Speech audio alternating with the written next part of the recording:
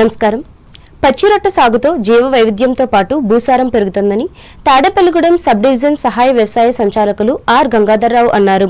పెంటపాడు మండలం కస్పా పెంటపాడులో రైతులకు శుక్రవారం నవధాన్యాల కిట్లు పంపిణీ చేశారు. ఈ సందర్భంగా ఆయన మాట్లాడుతూ దాల్వా వరి కోతలకు ముందుగానే నవధాన్యాలు చల్లడం ద్వారా పచ్చిరొట్ట పెరిగి సూక్ష్మ పోషకాలను అందిస్తుందన్నారు. మండల వ్యవసాయ అధికారి చీర్ల రవికుమార్, వ్యవసాయ విస్తరణ అధికారి జి భాగ్యలక్ష్మి, గ్రామ వ్యవసాయ సహాయకులు, ప్రకృతి వ్యవసాయ కార్యకర్తలు పాల్గొన్నారు. గ్రామంలో 2 రోజుల పాటు శిక్షణా కార్యక్రమం జరగనుంది. ఇందులో భాగంగా మొదటి రోజు అంబటి గంగా అనే రైతుకు చెందిన పొలంలో ప్రయోగాత్మకంగా చేసి చూపించారు. బయోకల్చర్ ఫంగస్ కు సంబంధించి 6 రకాలను అధికారుల సమక్షంలో తయారు చేశారు. వీర్రాజు గారు కూడా ఇక్కడ ఉన్నారు.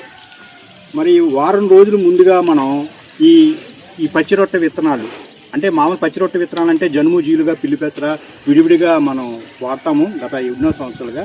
కానీ గత 2-3 సంవత్సరాలుగా ఏపీసీఎన్ఎఫ్ వారు దీన్ని ప్రమోట్ చేస్తుంది ఏంటంటే 30 రకాల విత్తనాలు కనుక మనం భూమిలో చల్లినట్టయితే జీవ వైవిధ్యం ఉండి పంట ఎప్పుడు కూడా 3వ పంట కింద మనం వరి కోసేసిన తర్వాత కూడా నేల అంతా కూడా ఇవి మనకి పచ్చిరొట్ట అంతా కూడా బాగా పెరిగిపోయి మరి సూర్యరశ్మి డైరెక్ట్గా నేలకు తగలకుండా ఉండడం మూలంగా జీవ వైవిధ్యం ఉండడం మూలంగా ఎన్నో రకాల సూక్ష్మజీవులు అభివృద్ధి చెంది భూముల్లో అందుబాటు రూపంలో లేని పోషకాలన్నీ కూడా ఈ సూక్ష్మజీవులు కరిగించి మొక్కకి అందజేస్తాయి. కాబట్టి తెలుగుదేశం పార్టీ అధిష్టానం ప్రజా దర్బార్ నిర్వహణను అత్యంత ప్రతిష్టాత్మకంగా తీసుకుందని తాడేపల్లిగూడెం అసెంబ్లీ నియోజకవర్గ టీడీపీ ఇన్ఛార్జి వలవల బాబ్జీ అన్నారు. పట్టణంలోని పార్టీ నియోజకవర్గ కార్యాలయంలో శుక్రవారం గ్రీవెన్స్ సెల్ నిర్వహించి ప్రజల నుంచి వినతి పత్రాలు స్వీకరించి మాట్లాడారు. ప్రజా వినతులకు పరిష్కారం చూపిస్తామని ప్రకటించారు. మొత్తం 27 అర్జీలు అందాయి. ఏదైతే ప్రతి శుక్రవారం గ్రీవెన్స్ సెల్ నిర్వహించమని చెప్పి ఆ నిర్వహణలో లోపాలుంటే ఈవేళ మీరందరూ కూడా పేపర్లో కూడా చూసుంటారు. కొంతమందికి షోకాజ్ నోటీసులు కూడా ఇవ్వడం జరిగింది. ఎందుకంటే ఈ గ్రీవెన్స్ నిర్వహించని వ్యక్తులకి మరి నోటీసులు ఇవ్వడం జరుగుతుంది. ప్రతి శుక్రవారం మరి ఎంతమంది వస్తే అంతమందికి కూడా ఈ కార్యక్రమంలో భాగంగా అప్లికేషన్లు తీసుకుని ఎవరైతే ఆఫీసర్స్ ఉంటారో ఆయా విభాగాలకి హౌసింగ్ అయితే హౌసింగ్, ఎలక్ట్రికల్ అయితే ఎలక్ట్రికల్, అలాగే ఈ కార్యక్రమంలో ఏపీ టైలర్స్ ఫెడరేషన్ చైర్మన్ ఆకాశపు స్వామి, పార్టీ నాయకులు గొర్రెల శ్రీధర్, పట్నాల రాంపండు, కిలపర్తి వెంకట్రావు, పద్మనాభుని మురళీమోహన్లు పాల్గొన్నారు. తూర్పుగోదావరి జిల్లా వార్తలు. కూటమి ప్రభుత్వం అమలు చేస్తున్న సంక్షేమ పథకాలు అర్హత ఉన్న ప్రతి ఒక్కరికి అందజేస్తున్నట్లు కొవ్వూరు శాసనసభ్యులు ముప్పిడి వెంకటేశ్వరరావు తెలిపారు. స్థానిక తెలుగుదేశం పార్టీ కార్యాలయంలో శుక్రవారం ఆయన ప్రజల నుండి వినతులు స్వీకరించి వాటి పరిష్కారానికి అధికారులకు తగు సూచనలు చేశారు. ఈ సందర్భంగా వెంకటేశ్వరరావు మాట్లాడుతూ తమ దృష్టికి వచ్చిన ప్రతి సమస్యను పరిష్కరించే విధంగా చర్యలు తీసుకుంటున్నామన్నారు. అలాగే నియోజకవర్గంలోని రహదారుల నిర్మాణానికి ప్రాధాన్యం ఇస్తున్నానని చెప్పారు. అనంతరం మండలంలోని 10 మంది లబ్దిదారులకు ముఖ్యమంత్రి సహాయనిధి చెక్కులను అందజేశారు. ఈ కార్యక్రమంలో తెలుగుదేశం పార్టీ నాయకులు కంటమని రామకృష్ణ, ఏ చక్రధర్రావు, మద్దిపట్ల శివరామకృష్ణలు పాల్గొన్నారు.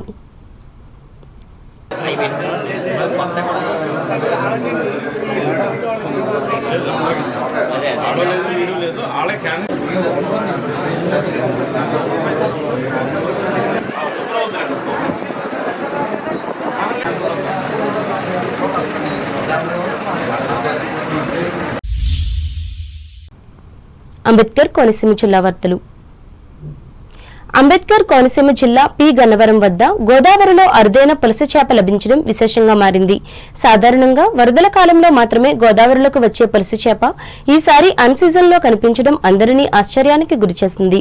గోదావరిలోకి కొట్టుకొచ్చిన ఈ పులస చేపను స్థానిక మత్స్యకారులు పట్టుకుని పి గన్నవరం చేపల మార్కెట్ కు తీసుకువచ్చారు.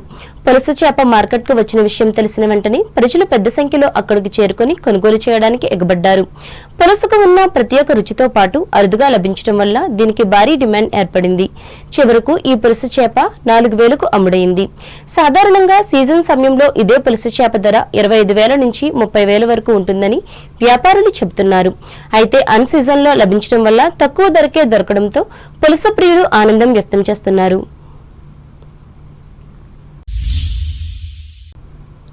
పి గన్నవరం వద్ద ఉన్న డొక్కా సీతమ్మ వారధి మరమ్మతు పనులు పూర్తయిన నేపథ్యంలో ఈ బ్రిడ్జిపై రాకపోకలు శుక్రవారం ప్రారంభమయ్యాయి. P Gannavaram MLA Giddi Satyanarayana ribbon కత్తిరించి వంతెనపై వాహన రాకపోకలను ప్రారంభించారు. 49 లక్షల సిఎస్ఆర్ నిధులతో చేపట్టిన ఈ పనుల కారణంగా గత 2 నెలలుగా బ్రిడ్జిపై రాకపోకలను అధికారులు నిలిపివేశారు. పనులు పూర్తి కావడంతో ప్రజలకు మళ్లీ రాకపోకలు అందుబాటులోకి వచ్చాయి. ఈ సందర్భంగా ఎమ్మెల్యే గిడ్డి సత్యనారాయణ మాట్లాడుతూ ప్రజల రాకపోకలకు ఇబ్బందులు లేకుండా మౌలిక వస్తువుల అభివృద్ధికి ప్రాధాన్యం ఇస్తున్నామని అన్నారు. భవిష్యత్తులో ఇలాంటి అభివృద్ధి పనులు మరింత వేగంగా చేపడతామని తెలిపారు.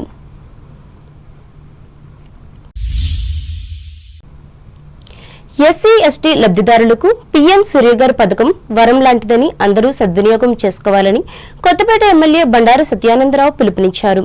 శుక్రవారం కొత్తపేట మండలం బిల్లకుర్రు సబ్స్టేషన్ వద్ద మేడకుర్రు గొలగోటివారిపాలెం గ్రామాలకు 24 గంటలు 3-ఫేజ్ విద్యుత్ సరఫరా చేయడానికి 1.50 కోట్లతో ఏర్పాటు చేసిన 11 kV లైన్ ట్రాన్స్ఫార్మర్లు 11 kV బ్రేకర్ను ఆయన ప్రారంభించారు. అనంతరం కొత్తపేట గోగువారిపేటలో పీఎం సూర్యఘర్ పథకంలో భాగంగా ఏర్పాటు చేసిన సోలార్ విద్యుత్ యూనిట్లను లబ్ధిదారులకు అందజేశారు. ఈ సందర్భంగా సత్యానందరావు మాట్లాడుతూ పీఎం సూర్యఘర్ తరపున ఎస్సీ ఎస్టీ లబ్ధిదారులకు 2 kV ఉచిత విద్యుత్ అందించాలనే లక్ష్యంతో సోలార్ పలకలు ఇంటిపై అమరుస్తున్నారన్నారు. దీంతో ఉచిత విద్యుత్ పొందడంతో పాటు ఇంకా విద్యుత్ మిగిలితే విద్యుత్ సంస్థలకు విక్రయించి ఆదాయం పొందడానికి అవకాశం ఉంటుందన్నారు. ఇందులో భాగంగా ఎస్సీ ఎస్టీ లబ్ధిదారులకు 2 kV విద్యుత్ సౌకర్యం కల్పనలో భాగంగా 1.50 లక్షల ఉచిత సౌర యూనిట్ ఏర్పాటు చేయడం జరుగుతుందన్నారు. ఈ కార్యక్రమంలో ఆయా శాఖ అధికారులు, కూటమి నాయకులు, కార్యకర్తలు పాల్గొన్నారు.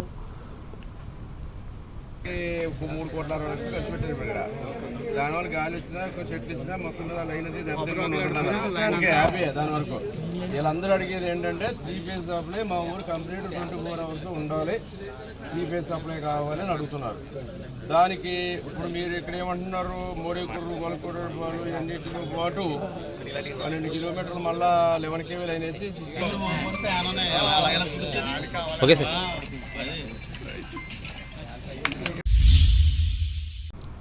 ఏలూరు జిల్లా వార్తలు.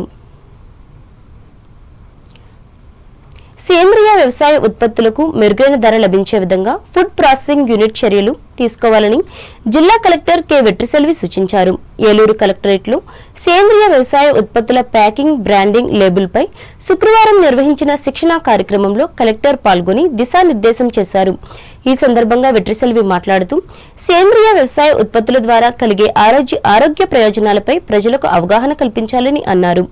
సేంద్రియ వ్యవసాయ ఉత్పత్తుల అమ్మకాలకు ఆన్లైన్ పోర్టళ్లను ప్రతి ఒక్కరూ సద్వినియోగం చేసుకోవాలని పేర్కొన్నారు. దళారీ వ్యవస్థ లేకుండా వినియోగదారులకు నేరుగా రైతులు తమ ఉత్పత్తులు అమ్ముకునే విధంగా అధికారులు ప్రత్యేక చర్యలు తీసుకోవాలని ఆదేశించారు. ఈ కార్యక్రమంలో food processing zonal manager CH Sai Srinivas, జిల్లా వ్యవసాయ శాఖ JDSK Habib Basha, micro irrigation project director S Rammohan, DRDA PDTV Vijayalakshmi, జిల్లా సహకార అధికారి ఆర్మిల్లి శ్రీనివాసులు పాల్గొన్నారు. వార్తలు ముగించే ముందు ముఖ్యాంశాలు మరోసారి. రాజమండ్రి ఆదికవి నన్నయ్య విశ్వవిద్యాలయ స్నాతకోత్సవ వేడుకల్లో పాల్గొన్న రాష్ట్ర గవర్నర్ అబ్దుల్ నజీర్. 45 మంది విద్యార్థులకు బంగారు పథకాలు, పీహెచ్డీ పట్టాలు అందజేత. భీమవరంలో ఈవీఎంలు భద్రపరిచిన ప్రాంతాన్ని పరిశీలించిన పశ్చిమ గోదావరి జిల్లా కలెక్టర్ నాగరాణి. రక్షణపై ఆరా. నూతన పెన్షన్ల మంజూరు కోసం కృషి చేస్తున్న కూటమి ప్రభుత్వం. భీమవరంలో వెల్లడించిన Telugu Desam party polit bureau member Seetharamalakshmi. Mangalagiri Telugu Desam party కేంద్ర కార్యాలయంలో క్లస్టర్ నాయకులకు శిక్షణనిచ్చిన తణుకు ఎమ్మెల్యే ఆర్మిల్లి. ఎన్నికలు ఏవైనా గెలిపే లక్ష్యంగా కృషి చేయాలని హితవు. చట్టసభల మహిళా రిజర్వేషన్ చట్టంపై మహిళల్లో వెల్లివిరుస్తున్న ఆనందం. తణుకులో వెల్లడించిన బీజేపీ రాష్ట్ర నాయకురాలు డాక్టర్ రేణుక. తణుకులో ఘనంగా ప్రపంచ హోమియోపతి దినోత్సవం. వైద్య ప్రక్రియను వివరించిన హోమియో వైద్య నిపుణులు డాక్టర్ వివేకానంద. పచ్చి రొట్టె సాగుతో పెరగనున్న భూసారం. పెంటపాడు మండలంలో పేర్కొన్న తాడేపల్లిగూడెం సబ్ డివిజన్ సహాయ వ్యవసాయ సంచాలకులు గంగాధర్రావు. అర్హత ఉన్న ప్రతి ఒక్కరికి అందజేస్తున్న సంక్షేమ పథకాలు. కొవ్వూరులో ప్రకటించిన ఎమ్మెల్యే ముప్పిడి. పి గన్నవరం గోదావరి నదిలో చిక్కిన అరుదైన పులస చేప. సంతోషం వ్యక్తం చేసిన స్థానిక ప్రజలు. ఎస్సీ ఎస్టీ లబ్ధిదారులకు వరంగా చేకూరిన పీఎం సూర్యగర్ పథకం. చిల్లకూరు గ్రామంలో చెప్పిన కొత్తపేట ఎమ్మెల్యే సత్యానందరావు సద్వినియోగం చేసుకోవాలని విజ్ఞప్తి. సేంద్రీయ వ్యవసాయ ఉత్పత్తులకు మంచి ధర లభించేలా చర్యలు తీసుకోవాలి. ఏలూరులో అధికారులను ఆదేశించిన జిల్లా కలెక్టర్ వెట్రిసెల్వి. ఈ వార్తలు ఇంతటితో సమాప్తం. నమస్కారం.